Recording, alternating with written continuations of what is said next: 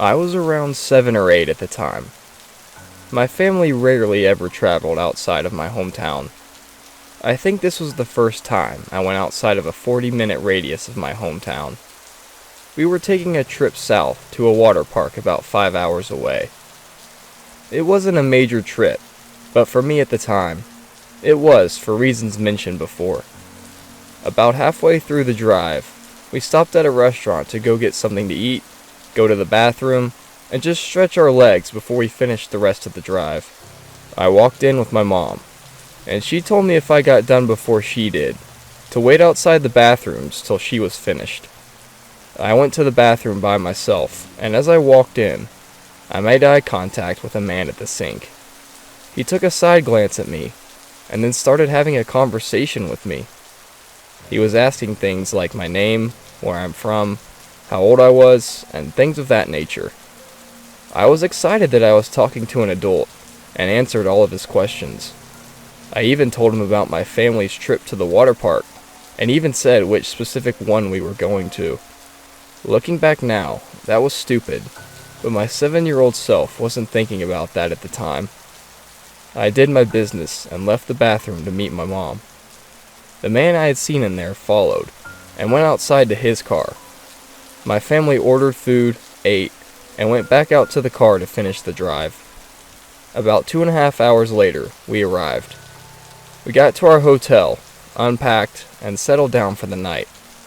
It was too late to go to the water park at that point anyways. We had gotten most of our stuff up to the hotel room, but my dad had to bring up one last bag. I went with him for whatever reason. I guess I just wanted something to do. As we got down to the lobby one final time, someone walked in the automatic sliding doors from the front of the hotel. I recognized him immediately to be the same guy from the bathroom at the restaurant we had been at a few hours earlier. He saw me and gave me a creepy wave and smile. I was freaked out and shocked to see him. My dad asked me who that guy was, and I told him I had seen him in the bathroom at the restaurant earlier. He grabbed my hand a little tighter as we went outside to the car. He grabbed the backpack, and we hurried back inside and up to the room. I could tell my dad was concerned, as he should have been since that guy had followed us 2.5 hours away to this hotel. The next day, we got up early to head over to the water park, which wasn't too far away. I was excited and basically forgot about the guy at this point. About halfway into the day at the water park, I was with my sister in the big wave pool that they had there. It was packed. In some spots, you could barely see the water. I remember at one point looking further into the crowd of people in the pool. I saw him.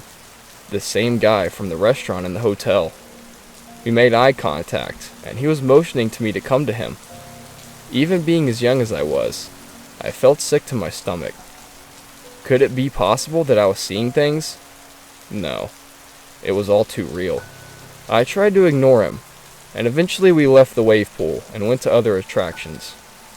I never saw him the rest of that day. In fact, I never saw him again. Not at the water park or at the hotel.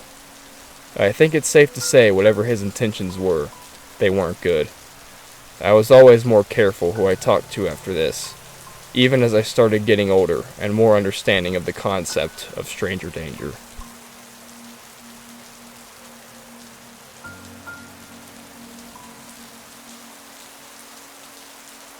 I was traveling across the country to visit an old friend that I hadn't seen in a while. The plan was to stay at his place for 4 days. We didn't have anything specific in mind planned. We were just going to figure it out.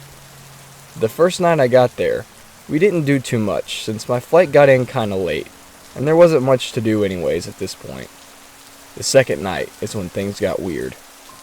We were out in a major city after a night at the bars. It was pretty late, and the streets were quiet and pretty much void of people. I remember walking up a slight hill, and seeing someone standing on the side up against a building. There was nothing super eye-catching about this particular person, who was a man. He had a hat on with the hood over top covering most of his face. That's really all I remember about him. My friend and I were walking back to his place from the bars. It would take a while to walk back, but it was better than driving and having to find a place to park. Plus, Neither of us wanted to pay for an Uber, so we just made the 15-minute walk. Anyways, we passed this particular man, talking loudly in our drunken state about stupid stuff. We got maybe 50 yards past him, when all of a sudden, I heard footsteps close behind. I turned around slowly and saw the man with the hat from before, basically up in my face. There was something sharp and metal pushed against me. It was a knife. The man demanded both of our wallets, phones, and anything of value. Being drunk, I thought it was a joke at first, but after neither of us responded to his command, he pushed the knife further against me. We both took the hint then, and handed over everything. The man took off, and we never saw him again. We had no choice but to continue to walk home, this putting a huge dent in what was otherwise a super fun night.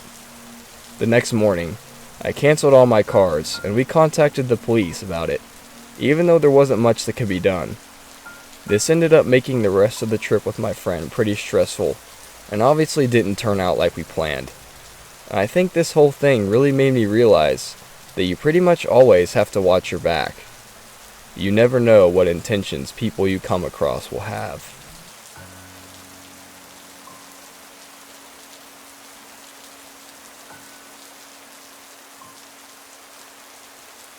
I'm pretty much what you would call a solo traveler. I've been all over the world by myself, seeing a ton of amazing places around the world. I don't really have anyone else to travel with, or else I would just go with them. Anyways, I've had so many incredible experiences while traveling, but one specific event stands out above the rest. I was on a big trip all over Europe. The plan was to visit a bunch of countries and landmarks while I was there. As usual, I was solo. My first stop was in London, and I subsequently traveled around the UK for a few days before going to France for my second stop. I spent the day touring and exploring Paris. I went to dinner at a semi-formal restaurant in the heart of Paris. I was seated next to a couple of guys. The tables were relatively close together, so we ended up having a conversation. They said they were on vacation as well, and were traveling the continent together, similarly to what I was doing. We talked about where we were from, and just basic small talk. I ended up having a great time talking to them. It seemed like the three of us had a lot in common. Towards the end of dinner, one of them asked if I would like to come to a party with them. Apparently, they knew someone who was having a big party and that I should come along.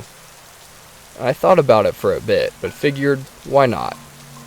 We left the restaurant at the same time, and began walking down the busy Paris roads. Supposedly, the place where the party was walkable from the restaurant we were just at. I noticed as we left the restaurant that the two seemed to be quieter now. They were pretty talkative with me at the restaurant, but now, they weren't saying much of anything. We walked for about 15 minutes, now getting into the quieter neighborhoods of Paris. I started to get a little suspicious, and asked where we were going. One of them spoke up and said that we were almost there.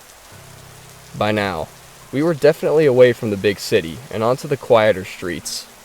In fact, there didn't seem to be anyone around, and from the way they talked up this party, you would have thought there would have been over 100 people there. I finally spoke up and told the guys that I was tired, and I was just going to go back to my hotel.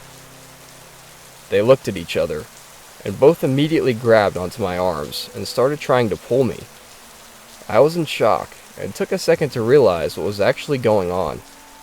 I fought back, kicking and swinging my arms to break free of their grips. Fortunately, I was able to, and ran down the street in the direction that we had came from. I'm not sure if they chased me at all, but there was no way they would catch me. Luckily, I was, and still am, in pretty good shape. I called for an Uber once I was far enough away, and went back to the hotel. I did my best to enjoy Paris and the rest of my solo trip after this. Even to this day, I still go on trips by myself from time to time, but never again will I go somewhere with people that I don't know.